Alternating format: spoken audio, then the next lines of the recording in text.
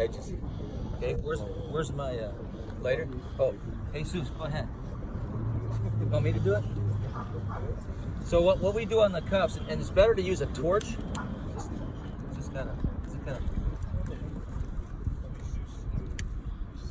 See, I just burned the edge.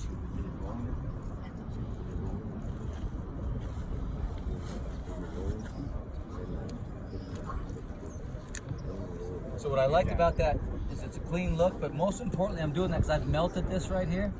Sand won't fall in. It creates a barrier. Cool. Okay? That's worth the trip too, isn't it? Absolutely. It's back 3 times. So here's what you got to be careful of, which I can do it here. See, I burnt it back too far. But if you have Jesus around, what would you do? You just come and play around a little bit, push it back, and, you know. Always find a way to fix it, but don't try not to let that happen.